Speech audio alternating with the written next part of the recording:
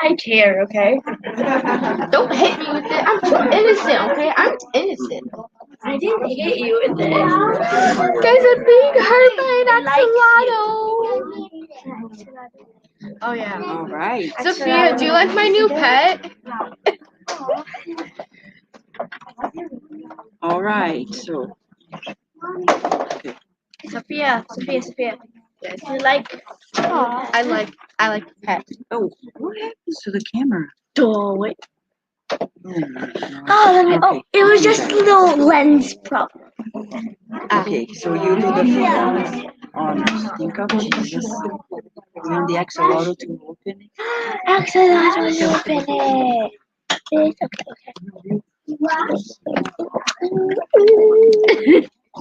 This one. Axolotl opened it. Yeah. For the record. The microphone's not on. Okay. Okay. Phoebe. I was checking. Your work seemingly demeaning and disdained by others in your treasure, a tool for you to earn your keep and bring you honor. Perform your task mindfully and honorably.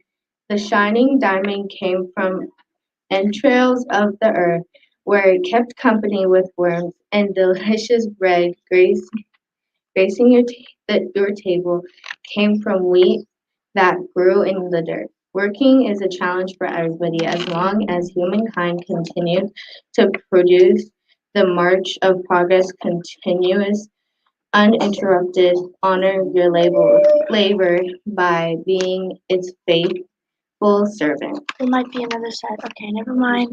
There's a period right there. Too bad. I was like, there's another There's side. a period though. Oh, too bad. Oh, You don't have the axolotl. Easy, so think of it.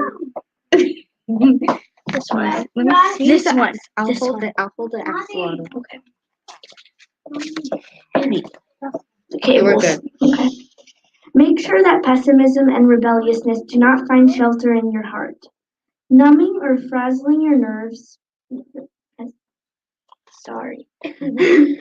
Or frazzling your nerves. I forgot how to say that. Reconsider unpleasant attitudes and events, taking heart and continuing on your journey in peace. Your spiritual state has everything to do with the outcome of your aspirations and actions. When you begin a task with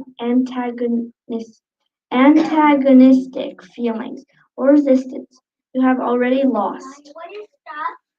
Bringing the warmth of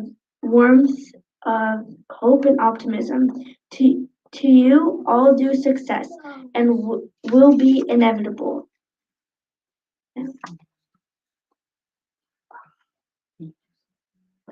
Thank you, Regina. You're next, Axolotl. Yes. Go. Now, Mr. John. Please, I got Mr. the John. head style. No, I got it right.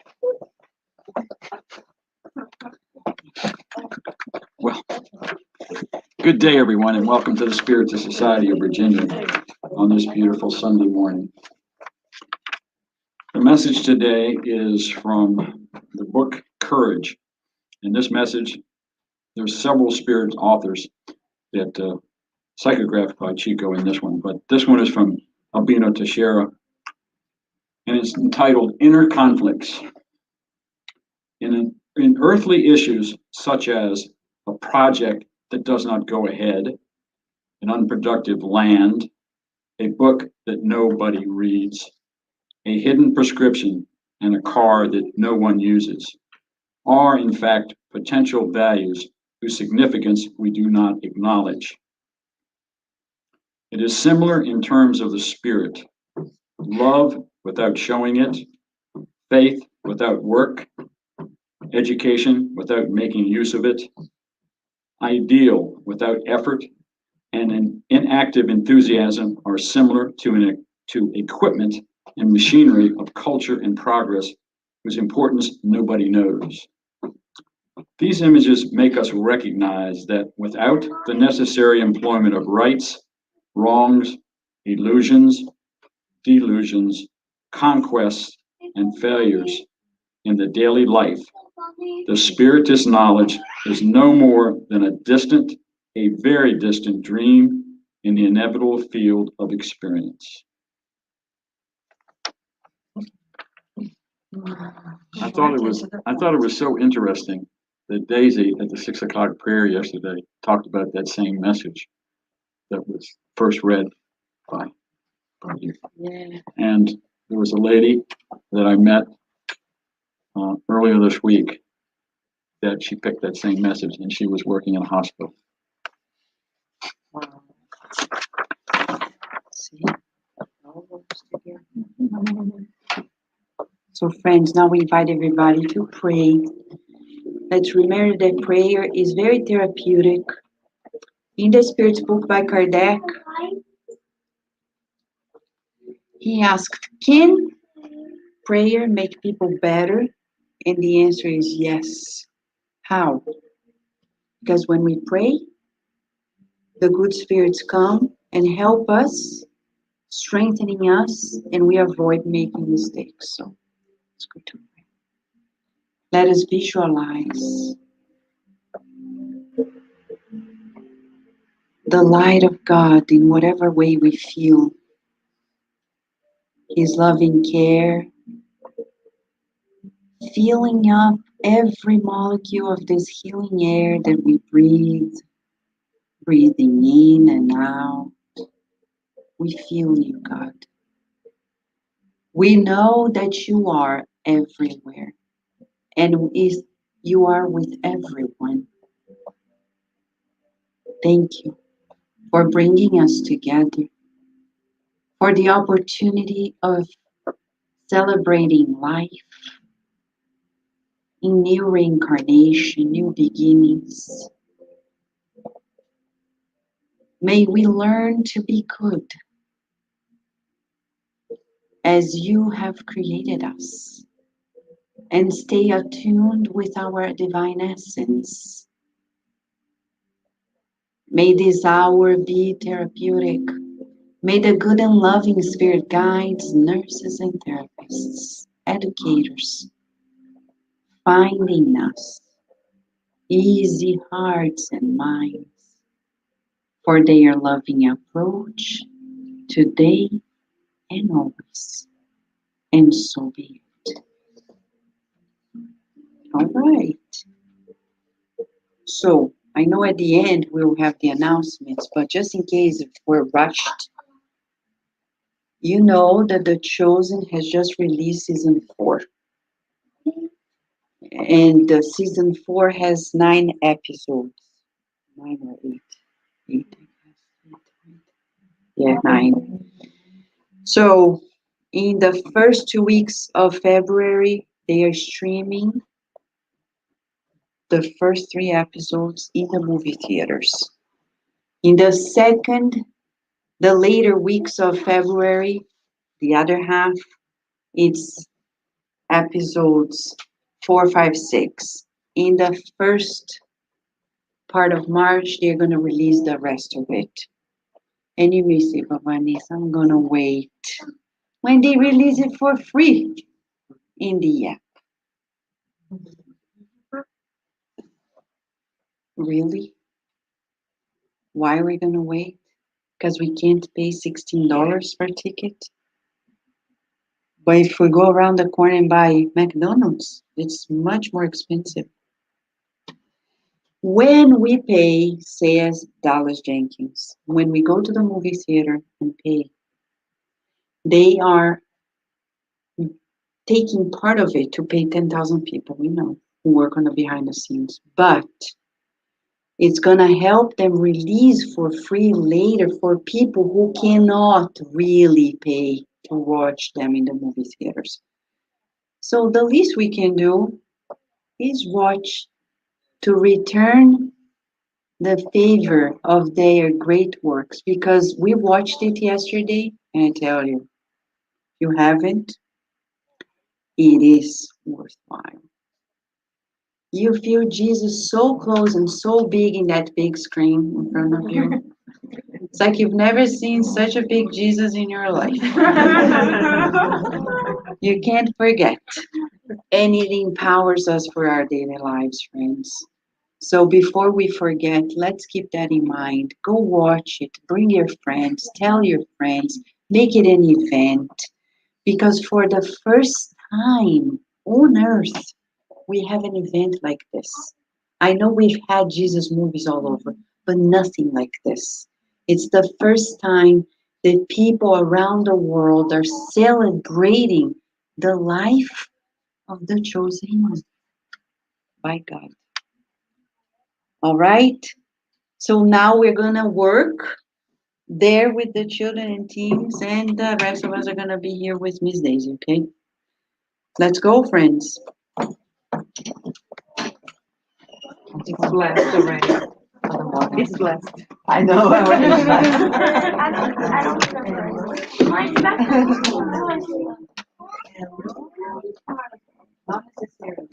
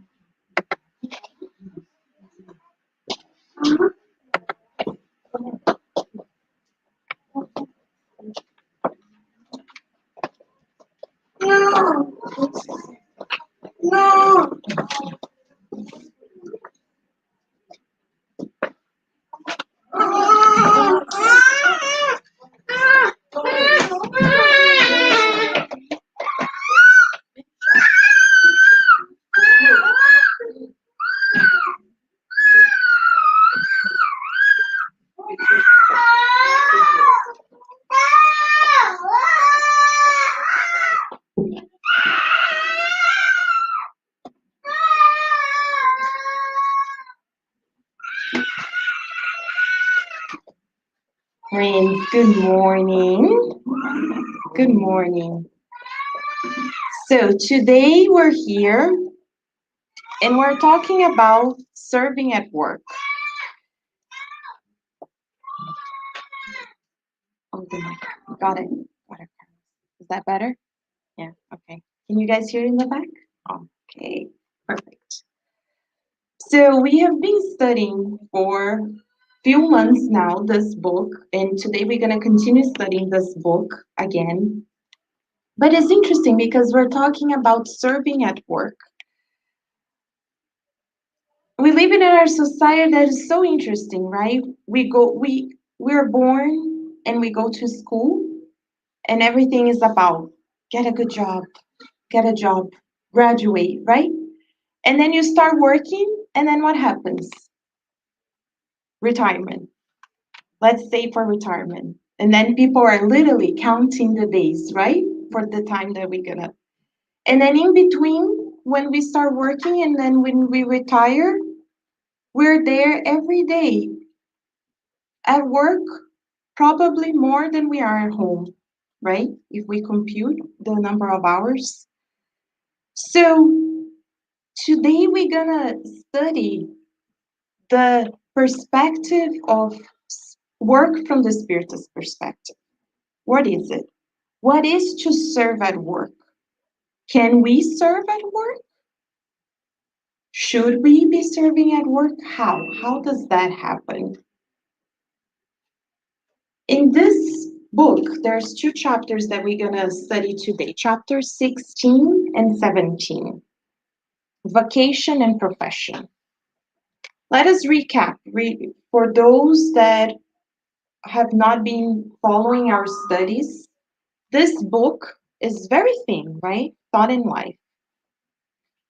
In the preface, Emmanuel, through Chico Xavier, says that this book is actually a set of studies that happen in the spiritual realm when people are preparing themselves to reincarnate. They take a course.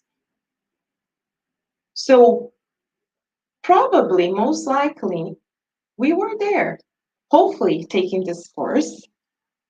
But then when we get here, what happened? We forget, right? Or we disregard. So, thanks to the beautiful hands of Chico Xavier, we have this book and we can study. Is it a course that, big course? No, it's very thin. Each chapter is a page back and forth. But it tells us so much. So today, that is the reflection for us. So question, is it by chance that we have a certain profession? We do a particular work or job? Well, that is the very first thing that Emmanuel starts the chapter and tells us. Our current vocation reflects all the experience from our past lives.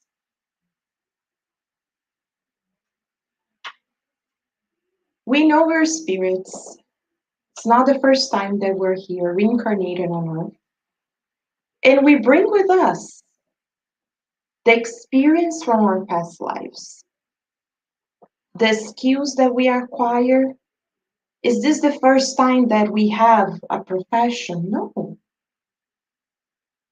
I know we're thinking here about a particular title, but work, it's in the Spirit's book, in the third part, law of work, is any useful occupation. So anytime we're being useful.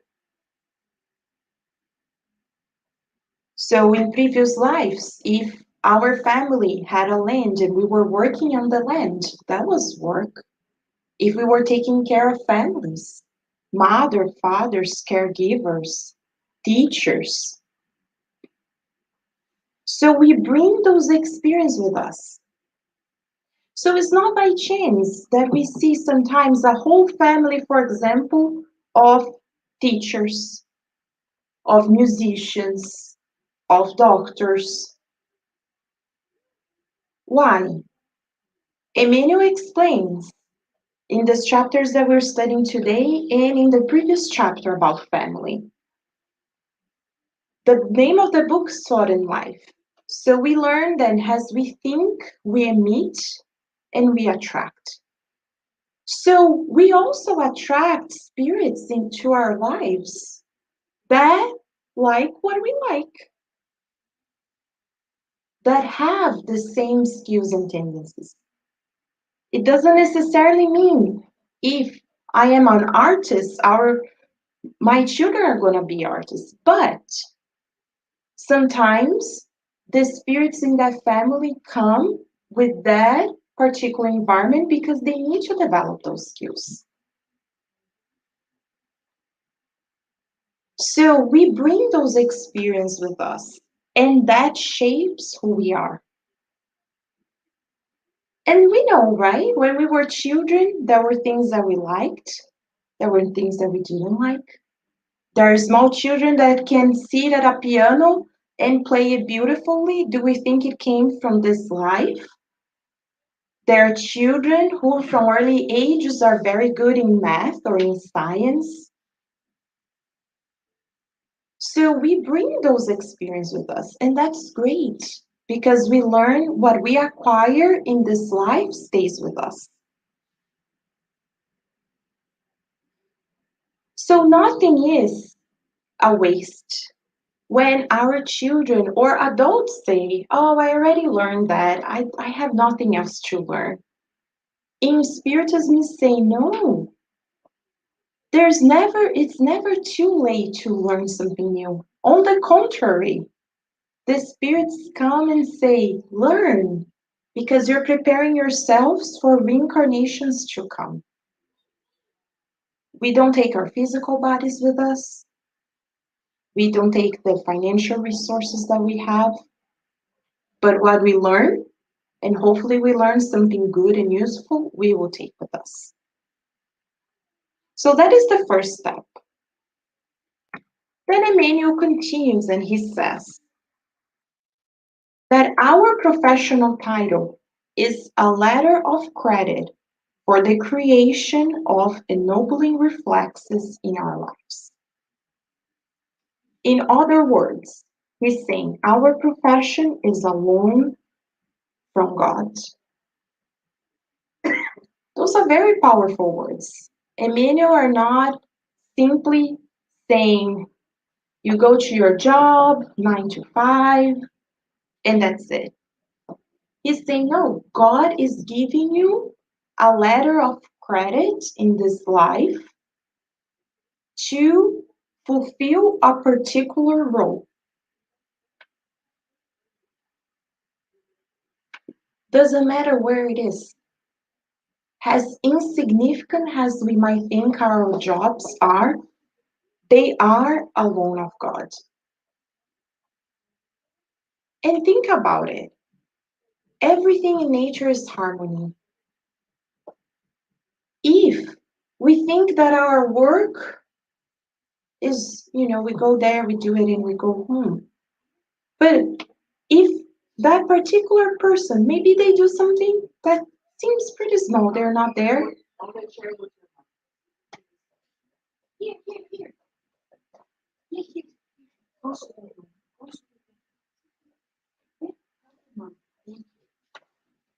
So instead,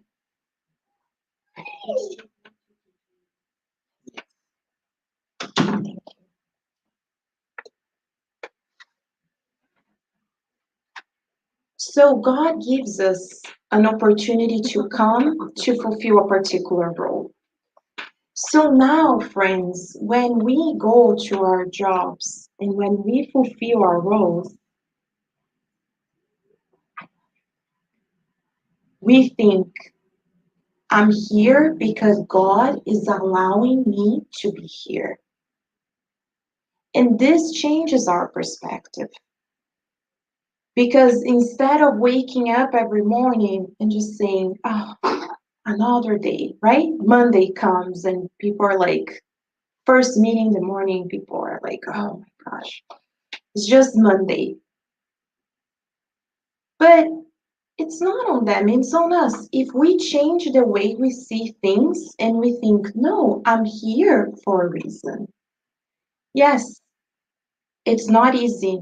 As John mentioned yesterday, we read a message in the book Happy Life exactly about this, where John Angeli says, yes, our work environments might be challenging. But we that have the Spirit's knowledge, we know it's not by chance that we are in that environment with those particular people. And we're asked by God. Our co-workers don't know what we do, but we do. So a question for us. We get to our jobs, or we open the computer, or if we're home with our children, do we pray? Do we pray for our co-workers? Do we pray? Do we get at work? People don't need to know that we're praying. We don't need to make a big, we can simply emit a thought and say, God, help me fulfill the task that I need to fulfill. Do this exercise. Start praying for your co-workers, and you see things will literally change. Because now the mentors and the higher spirits, they have a door in. They know that they can count on us, and that's all they need. They have the hard job in the spiritual realm, but they need that door to open so we can be instruments whenever we are. Because we know our coworkers don't. So we start seeing our jobs from a different perspective.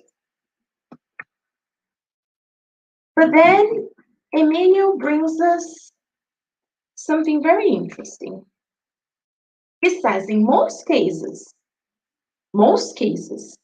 we use the Lord's concessions in the unfortunate game of our ungoverned passions, with the absurd notion that we can place ourselves above God. What does he mean with that? Instead of knowing that this was a concession by God, we use work to what? He gives some examples. We list some of them here. To be cruel, how many people think that because they have a particular position, they can say whatever they like, people are there to serve them, and they use their work as cruelty?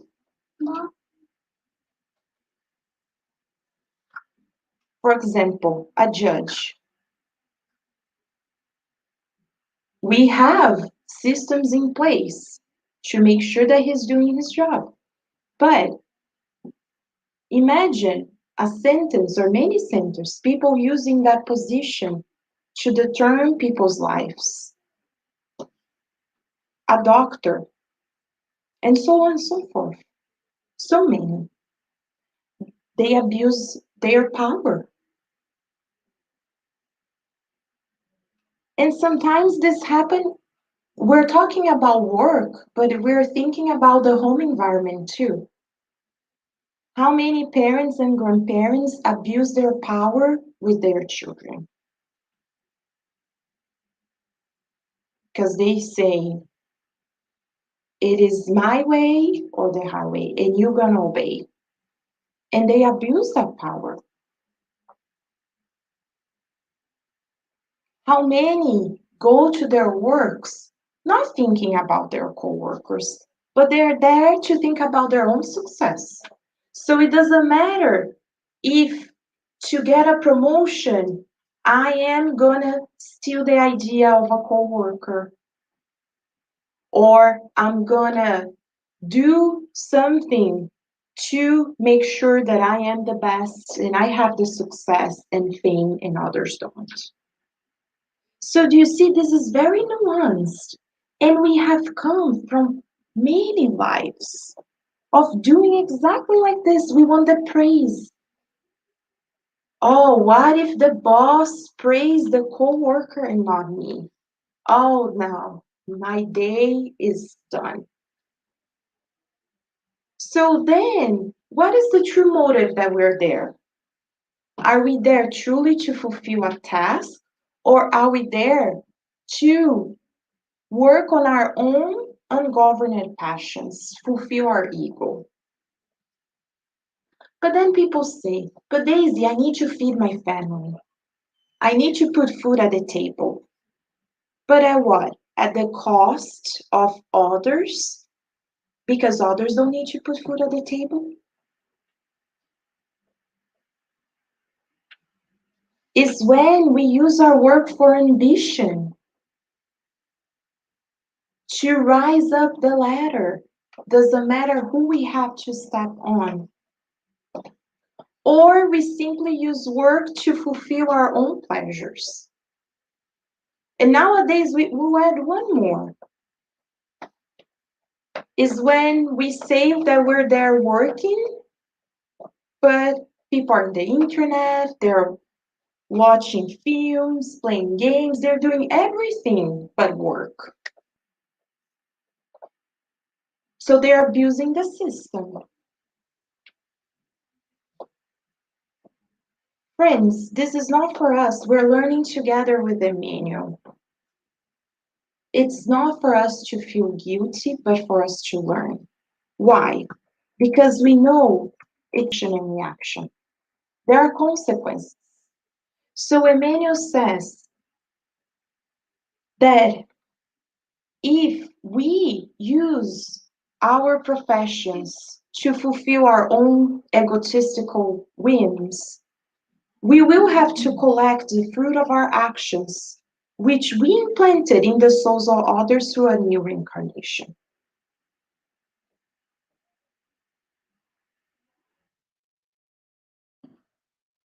And he goes a step further and he says, those who use their profession for their egotistic ways usually experience injustice, hostility, difficulties, disappointment. So it's not by chance, for example. Someone, he says here in the book, that in the past abused their authorities to condemn others. Now they come and they suffer that injustice that they committed in the past. So they might go to prison for something that they didn't even do. Why? Is that by chance? He says a doctor who abuses power now comes as a humble nurse practitioner that has to be there in the hospital doing other types of job. He says is the mother in a previous life that had to take care of her family, but instead she escaped to fulfill her own ways, and now she comes back to the same family as a servant. But then people feel that there is injustice. How come I work so hard and I don't get that promotion? How come that person has X, Y, and Z and I'm here doing this job and not that job? Is the disappointment. Life comes and says, no, in this life, you're not gonna go there. Why? Because in previous life, you use it for fame, for success, for money. So now we come and we have these difficulties in our jobs. So this helps us understand where we are. But this life we know different. So how can we do different? He tells us. He says, if we in our professions practice with honesty, even if we're being remunerated, if we are being compensated, it induces people to respect the fulfillment of their duties. What is he saying? He's saying, people say, but I work so hard. I fulfill my job duties. Or we say, but I am being helpful. I'm doing good in my job. I'm helping X, Y, and Z. He's saying, by fulfilling our professions honestly is no more than our duties. So it's our duty to fulfill our profession with honesty. So we think we're doing too much, and he's saying, no, it's actually we're just doing our duties. When do we go beyond the call of duty? When? Oh, but Daisy, my colleagues work from 9 to 5. I get there at 8 and I still until 8 p.m. I am going beyond the call of duty. I'm doing more. Are we? Emmanuel says, when we practice selfless giving, when one sacrifice for the happiness of others, that's when our duty ends. So selfless giving begins when we sacrifice for the happiness of others. So we can be there 8 to 8, but if we're only thinking about ourselves, our promotion, our bonus at the end of the year, then it's no more than fulfilling our duties. He's saying is when we go a step further, so when we take on that task that might help a colleague, but I'm not going to be compensated. I might not even receive the praise. That's when selfless giving begins. And why is this important? The person who works selflessly for the benefit of others without self-interest is an apostle of heavenly virtues.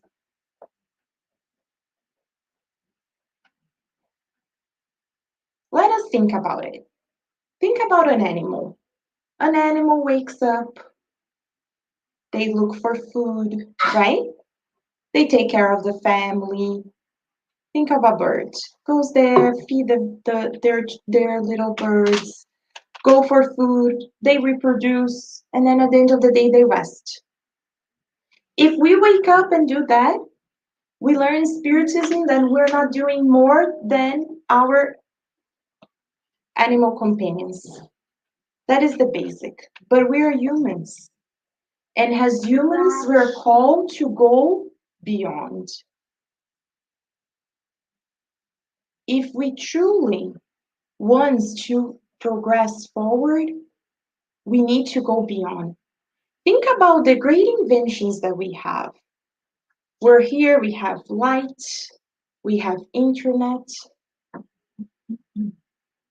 Was that developed from someone woke up one day and ta-da? No, it requires all advancements of science. Think about the vaccines during the pandemic. People were working day in, day night. They were not there. If they were there 9 to 5, we wouldn't have the vaccines that we have today. Or we wouldn't have the vaccines as quickly as we had them. Because they were there.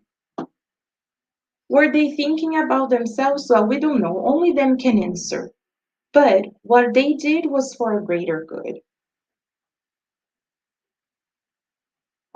Thinking about others instead of ourselves. That's how progress comes. That's what Emmanuel says.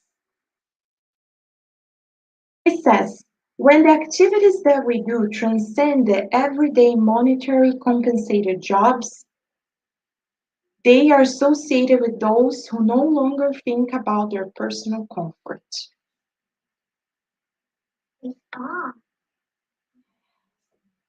Think about a mother or a father. They're not being compensated for their jobs. Right? No! It's hard work for the mothers and fathers in the room, right? It's hard work.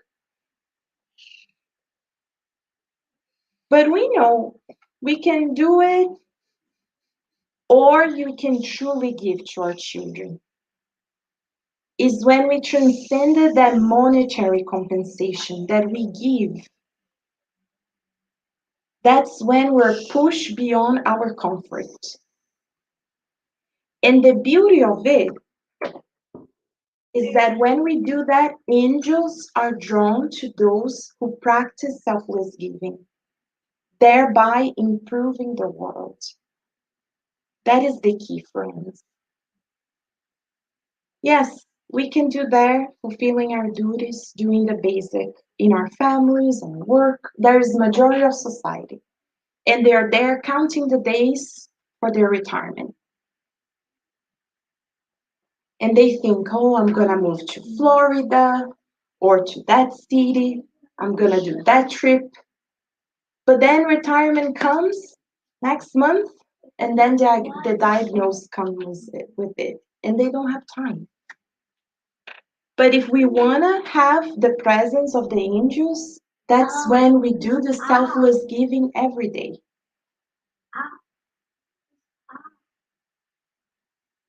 But this is the key, the monetary compensation. We're here at the Spirit Center. There's a lot of work to do in a spiritual center. It's not, the lights are on, everything is clean, but there's a lot of work that happens behind the scenes. But then people don't want to help because there is no monetary compensation. We just came from the shelter this morning serving the breakfast. More than 100 people, probably I think 140 or more that were there. There's one person, right, Christina? One person in the kitchen. We were in a group, I don't know, 6 or 7, and we didn't stop for an hour and a half. And we keep thinking, how can this woman do this job by herself when there is no additional help? We cannot imagine it. But do people want to wake up and be there 7:30 a.m. on a Sunday? No. If people wanted to, that place would be packed of volunteers. And it's so contradictory because if you're familiar with the area, There's the Reston Town Center, which is beautiful stores, beautiful restaurants, high class society. And then not even 2 blocks, you have this shelter where people are there, don't have a home, are in the streets, are relying on other people to receive their foods. There are families there, people with children. We're here today, friends. There's nothing that guarantees that we couldn't be relying on a shelter tomorrow. Because we might go home and lose our jobs and be unemployed tomorrow and not have enough funds to pay our home, and we might need to be there. And then we're gonna be thanking those who prepare a meal and who are there to serve. But when we need to get out of our comfort zone to do more, we're like, next month, next year, I'm too busy. But my family, but my work, and then life ends, friends. And where was it? Do we think we're gonna be in the company of angels? We're not. There's a beautiful passage in the book. In Portuguese, it's called Roteiro de Jesus. It's on in Kardec Radio. Vanessa studied at 11 p.m. studies a few years ago. There's a beautiful passage. One of the disciples, he missed Jesus so much, and they already had the mention of the way. They were helping many people, but he decided to exclude himself and go to the top of the mountain and pray and meditate because he thought, oh, I need Jesus. I need to find Jesus. I need Jesus to come. So he excused himself, and he went far away by himself. It's like, here, no one's gonna bother me. Jesus can come. I can talk to him. And he prayed. He was there for days. And then one day he was praying and he saw this figure of this man coming, and he realized it was Jesus. And Jesus showed up to him and continue walking on. And he runs towards Jesus, say, come, Jesus, you're not gonna stop. I'll be praying for you. I want to talk to you. And he says, if you want to be in my presence, I will be there with those who need my help. I'm not gonna be here for you. If you want to be with me, I'm gonna be there. So if we want to be in the company of Jesus, that's where we have to be, friends. It doesn't mean that we will do the 8 to 8 job and forget about our families at home. No, this is not what the lesson is saying. The lesson is saying that we go a step further in everything that we do. Starting with our families, starting at home. Because that job is not compensated. It's not valued. On the contrary, I was talking to 2 friends this past 2 weeks. Both had children recently and decided to take a little longer leave. A little long, not too long. And they were telling me how hard it was to get back to their jobs because their coworkers were giving them tasks that were meaningless. And the prejudice that they suffered for having to decide to be home because they just had a baby. That choice is the selfless giving, but is not praised in our society. One day, the mentor says, mothers and fathers who decided to stay at home will be equally or sometimes more compensated than those who are working because it's hard work. But we're changing, as he said in the previous slides, We're sacrificing our money, our praise, our promotions for the happiness of others.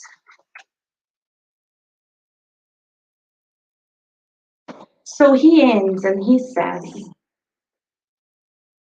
through this total detachment of self, of ourselves in helping others, the soul experiences the sublime mission of alignment with God's will, thus attracting divine thought that works towards polishing and ascension of humankind.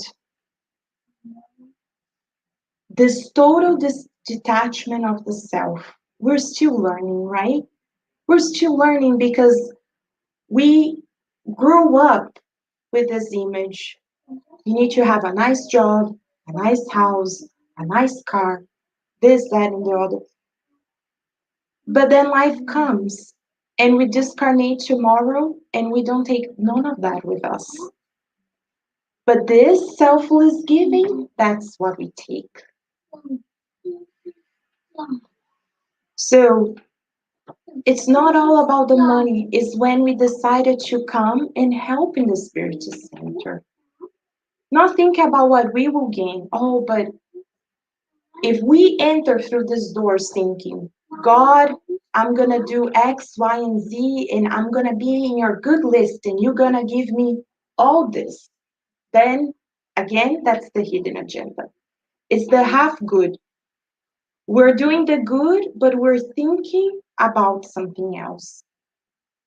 So tonight, the Spirit's guides want us to reflect on the selfless giving without the hidden agenda, whenever we are in our homes, in our works, in our communities, in the spiritual center, at our outreach programs, truly giving of ourselves, thinking, what if I were on that person's shoes? And that person is someone that I'm helping, or is a coworker, or is a family member. What would they like to receive? So, we brought a reflection for us. Let us think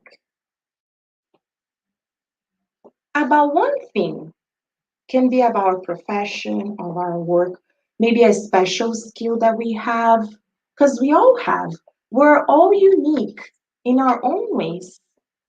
So, what is that special skill that we have that we can use to help someone and to support the progress of humanity? Friends, think about it. We read history books. It doesn't require, of course, it's a teamwork, but that one person that decided to not give up on their discoveries allow us to be here, to have light, to have heat, and so on. That one person. So we each have our own special tasks. Going to our first slide, we come from lives. We bring that with us and we receive this letter of credit from God. So let us identify. Maybe we're good in organizing. We can help organize. Maybe we're good with computers. Great. We can help. We can develop websites. And we can help in our communities at the Spirit Center. Maybe we're good with organizing other things. We're good with numbers, etc. Each one of us, we have, I'm sure, many more than one, but if we can think about one, let us think, why God allow me to have that skill? And I'm not gonna help to support humanity's progress. Remember the parable of the talents that Jesus said? Those that receive 5 multiply, those that receive 3 and multiply. And then there was that one servant that received 1 talent. All he had to do is to invest in that one talent. And then what he did in the parable, he was so afraid that he's going to lose the talent that he buried on the ground. And then the master comes and says, "What did you do with your talent?" He said, "I was afraid, master. I had it on the ground. I didn't want to lose it." And he says, "Unfaithful servant. Now I'm going to not only take away your talent, I'm going to give to others." And that's us, friends. God gave us a talent. We don't use it. We get to our later years and then we suffer from Alzheimer's, dementias, Parkinson's, all these illnesses that come. Why? If we don't have the talent, God says, "What I'm gonna do?" Everyone has to go through what we have to go through. We don't know it if God is allowing, but if death comes and see us working hard, they might say, it's in a message, says, "Okay, I'm gonna skip you for now because you're working. I will come back later." But if death comes and find us in a chair in that comfort zone, it says, "Let's go." And then there's no 2 minutes, a minute, half a day to reconcile, to finish that task. We're back. So we're gonna finalize with this video. It's a beautiful story. It was documented by Kardec in this Spiritus magazine, 1858. Ooh. Story of a servant. Okay, let me see. Hopefully it will work. If not, we'll find the video.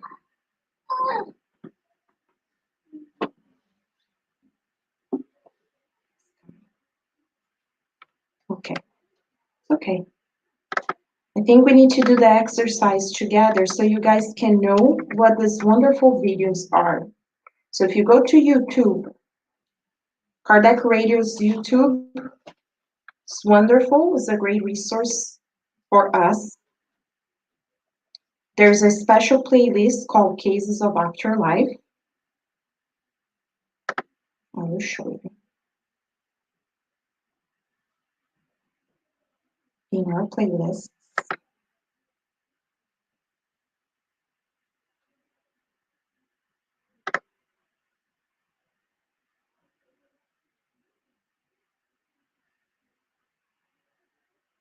You see many programs. Okay, Cases of the Afterlife. 65 videos. Thanks to technology, these cases were all documented by Kardec. Many of them in the Heaven and Hell book. The one that we're gonna listen and watch today was in the Spiritus magazine that Kardec published at the time.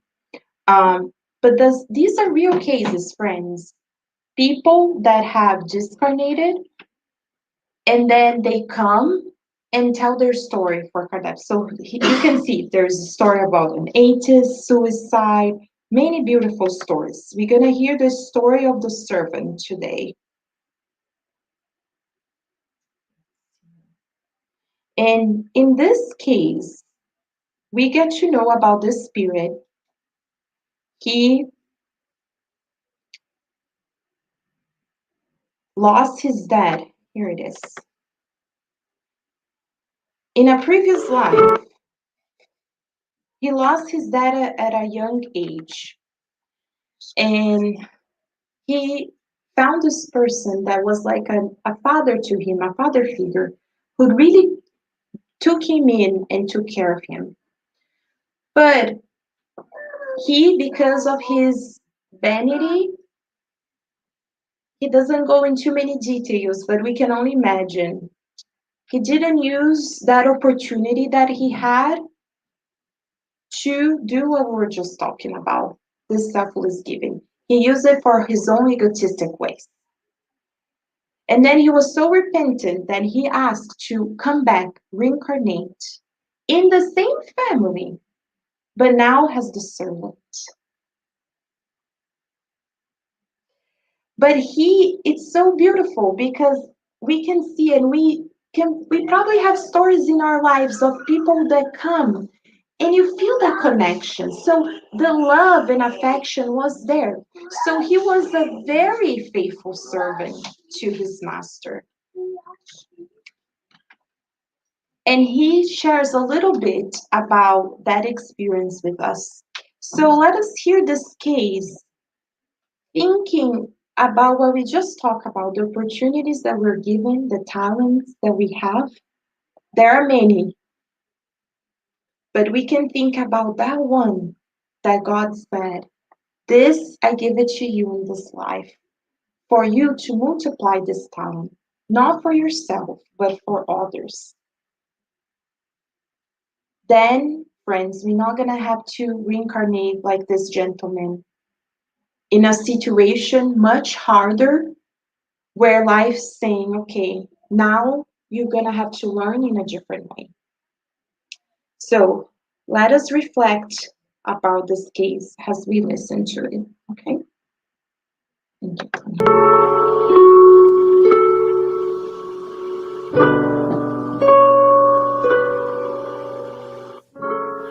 The Servants, Story of a Domestic Servant by Alan Kardec.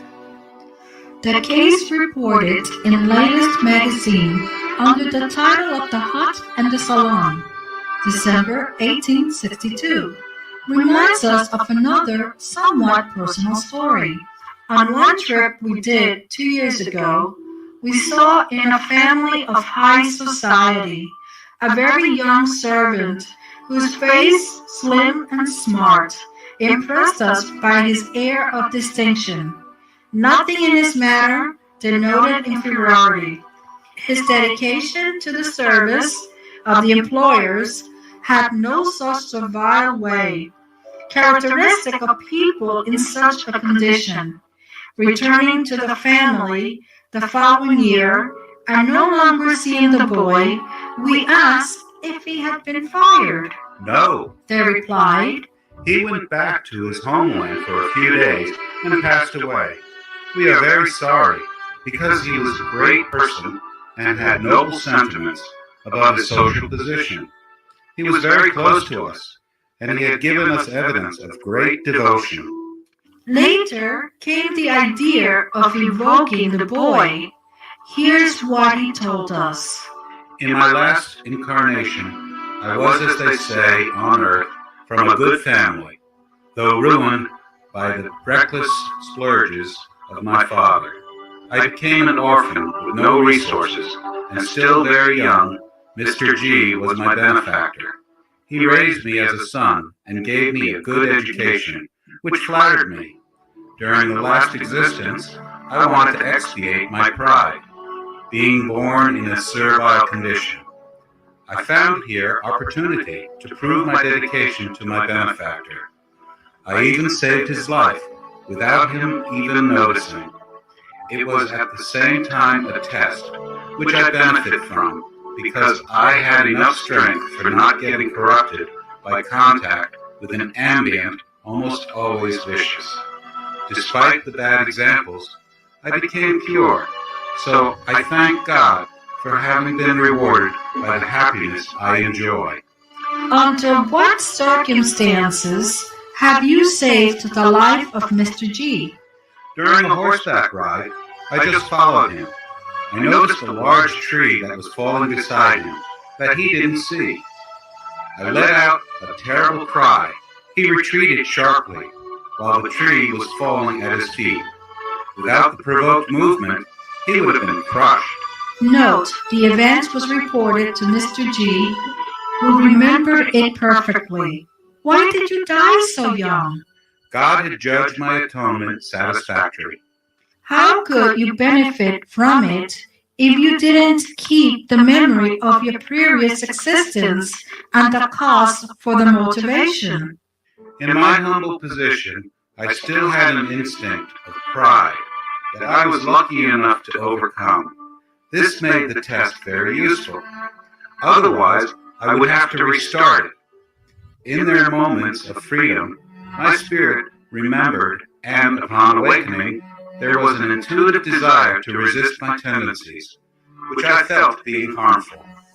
This way, fighting without clearly recalling the past, I acquired more merits. A disturbing memory of my former position would have exalted my pride, while I just had to fight the drags of the new position. You received a brilliant education. How did it serve you in the last existence if you did not recall the acquired knowledge? This knowledge would have been useless, even counterproductive in my new situation. It stayed dormant, and today I recovered it. However, it was not useless because it developed my intelligence. I instinctively had a taste for elevated matters. What inspired the repulse for low and despicable examples I had under my eyes? Without that education, I would not have been more than a simple servant.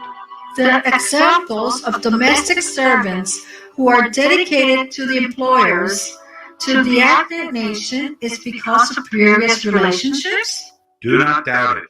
It is, at least, the most common case. Sometimes these servants are family members, or, like me, grateful beings who pay a debt of gratitude and devotion, which helps them progress. You have no idea the effects of sympathies and apathies that these previous relationships produce in the world. No, death does not stop these relationships that often perpetuate themselves from one century to another. Why have such examples of dedications of servants become so rare these days? We shall blame the spirit of selfishness and pride of your century, developed by unbelief and by materialistic ideas. True faith disappears by the greed and the desire to win, with it the dedication, leading men back to the feeling of truth. Spiritism will revive the forgotten virtues. Note, there is nothing better than this example to highlight the benefits of forgetfulness of previous existences. If Mr. G had remembered who had been his young servant, he would have been very embarrassed and would not have kept him in that condition, hindering thus the test, which was beneficial to both. This article was first published by Alan Kardec on the Review Spirit in 1863.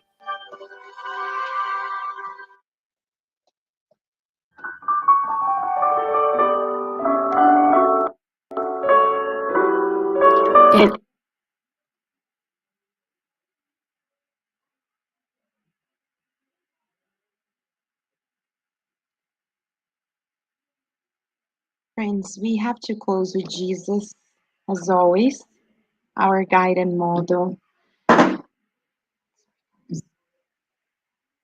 As Vanessa was saying, so beautiful to watch The Chosen because we truly feel Jesus next to us.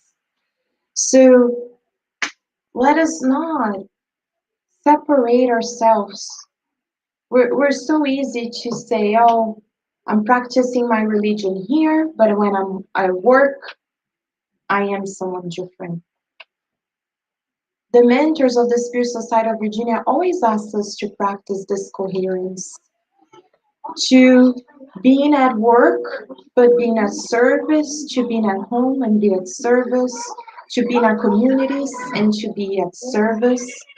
So let us go home reflecting on this and remembering Jesus came in that simple manner to really show us the way, and he's still here with us every step of the way. Okay? With Jesus. Thank you, Daisy. Thank you so much. So now as we are going to lead into the classes, right? So we're going to dim the lights and we'll call you to come up front and receive the person. Okay, Jesus, look, our best friend.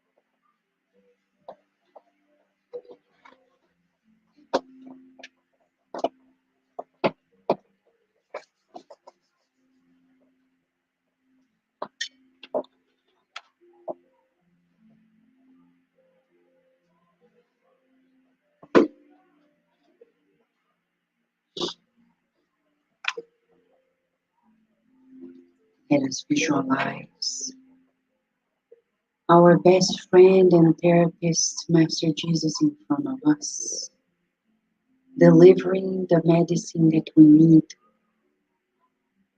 He loves us deeply and knows exactly what we need.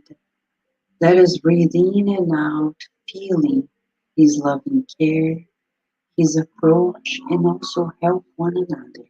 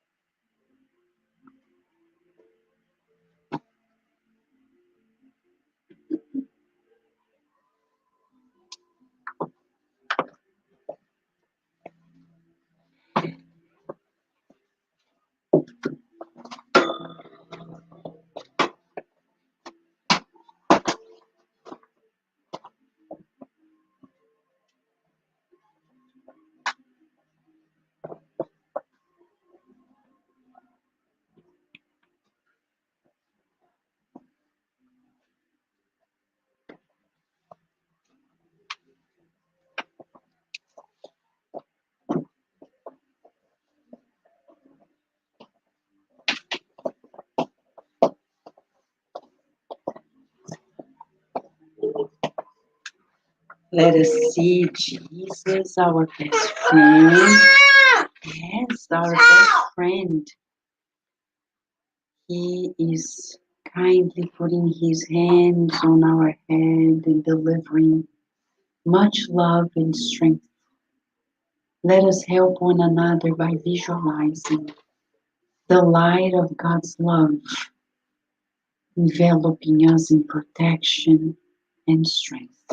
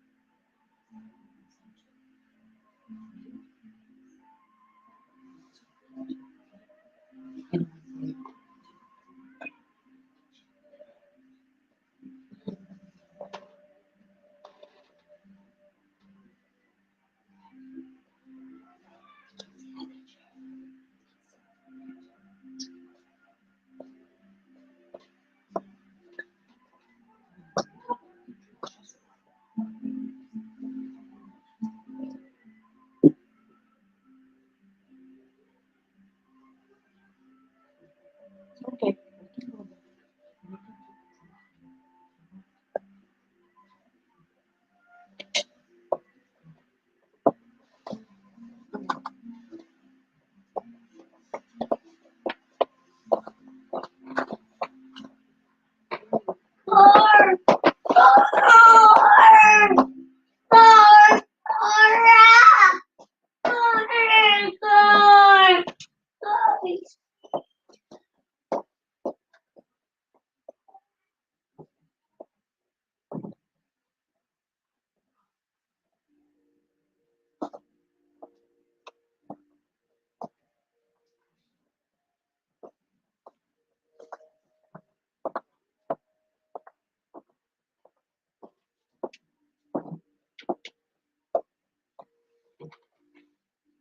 We visualize now Mother Mary, the beloved and kind mother of all of us.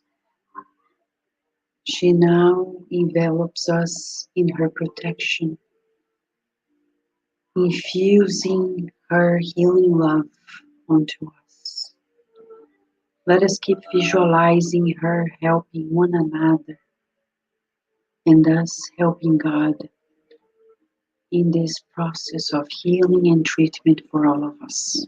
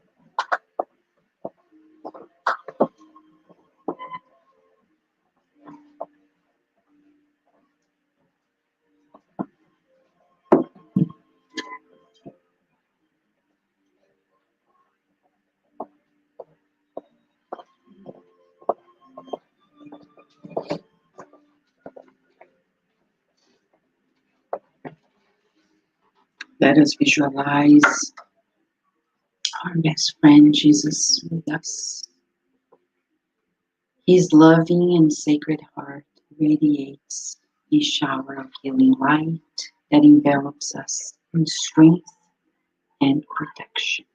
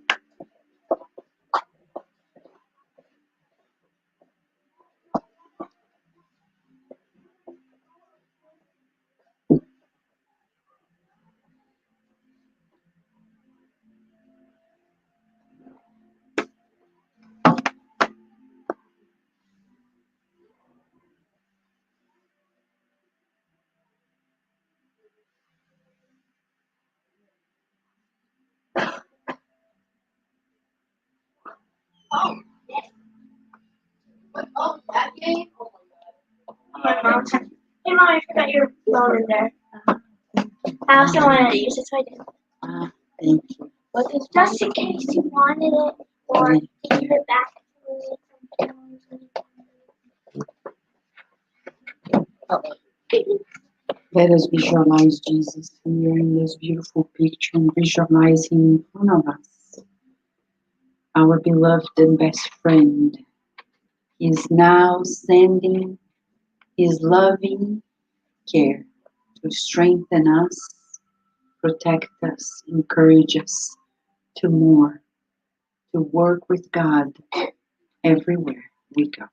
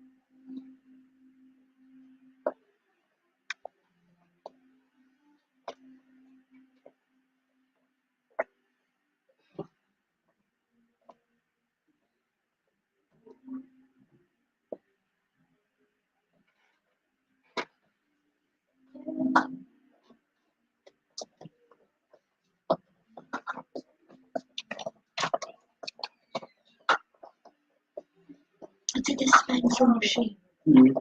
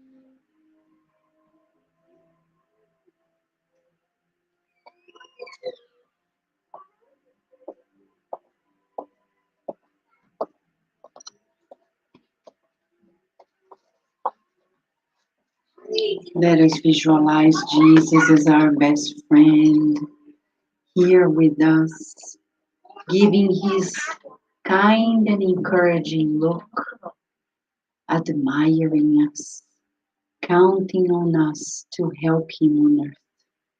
Let us feel him strengthening and protecting us with his love.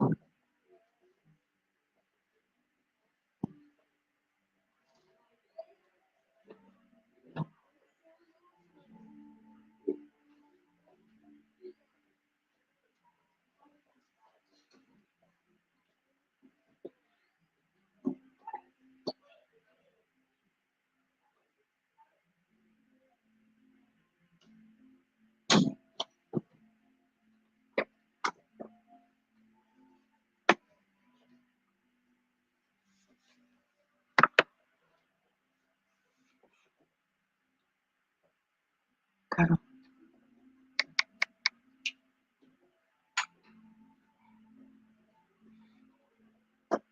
Let us help one another by visualizing a shower of healing light that is at this moment being provided to us.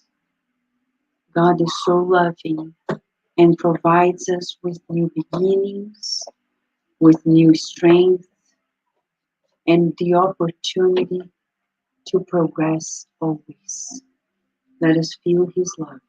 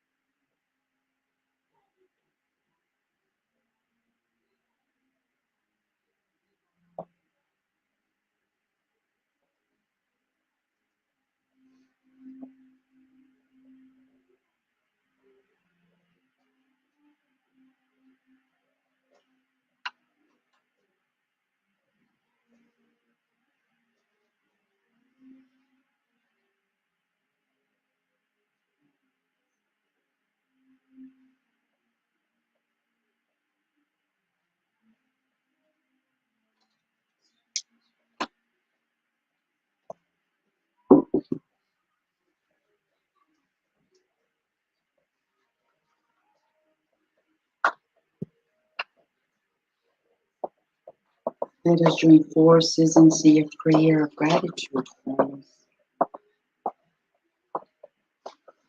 Let us visualize this world at peace. People being kind and fraternal to one another, understanding and patient. Visualizing now our homes being visited by Jesus' team, providing us with protection and strength in our homes.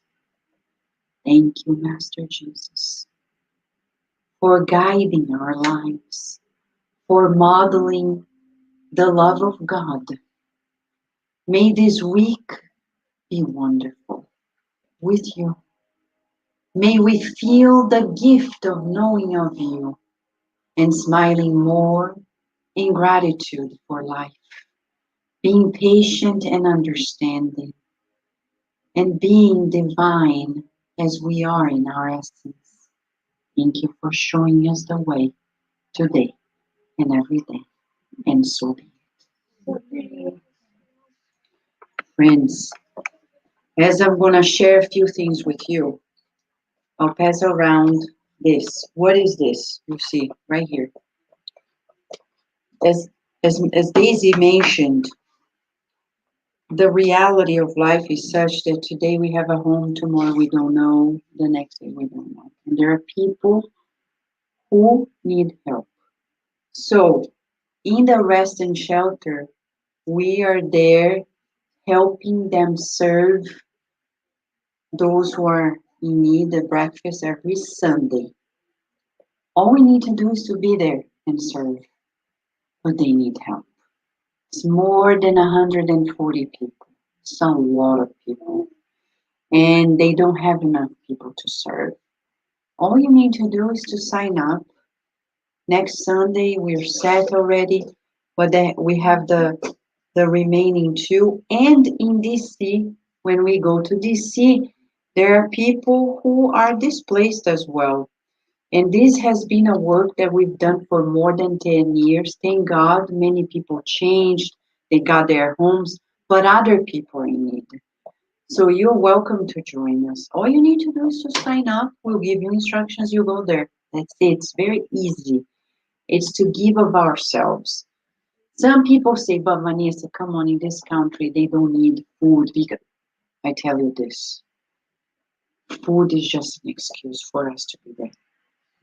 The goal is to be there, to see them, to share our loving care, to be instruments of a good spirit.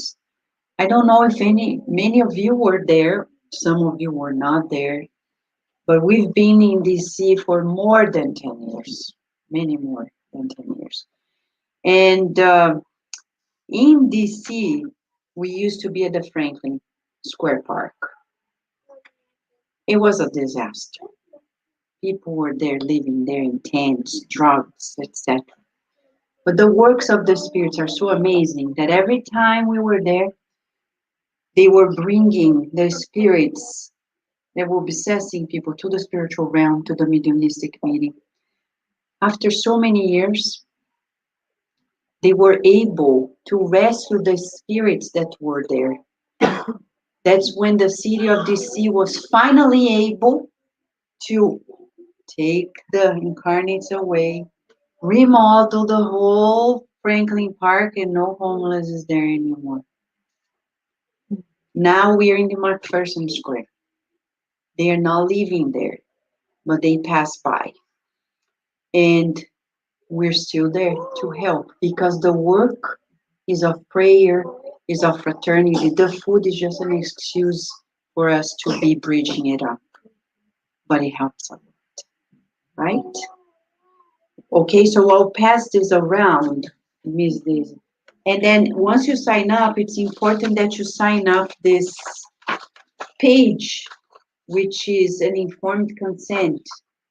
It's just because everything at the Spirit side of Virginia has protocols, okay? We have permits to be there with the Washington City. We're there, licensed to be there. And the people who come there, it's important that the adults fill this out, okay? 1, 2.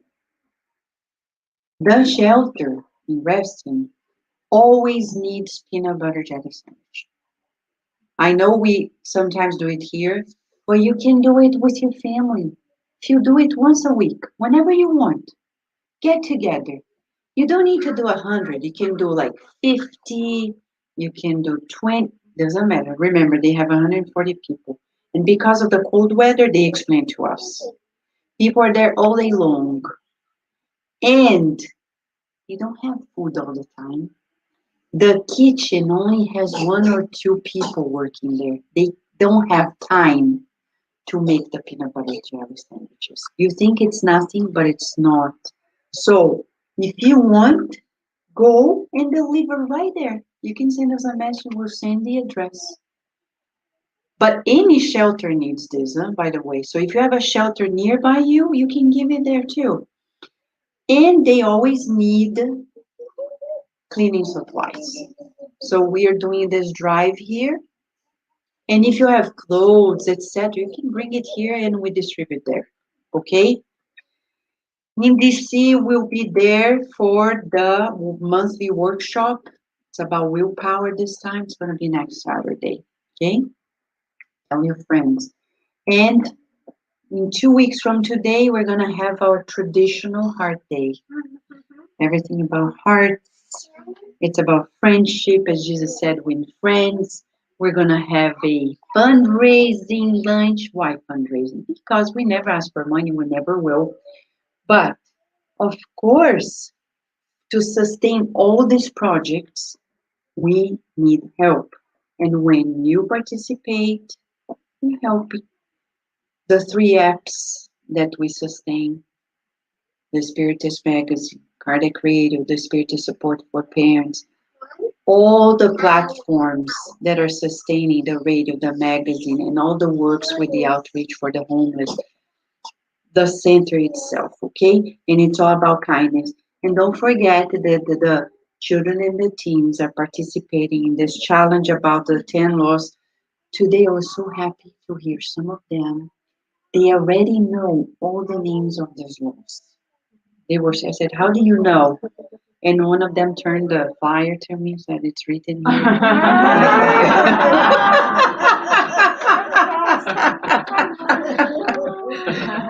So if you also need help, we're always here. We're never in a rush to go home, okay? Home is always there. We're here. So don't say, oh my gosh, they need to go. We don't need to go home. We need to stay here. So if you need to talk to us, we're here. All right? Any question, any help, we're here. Thank you, friends. We wish you a beautiful week, okay?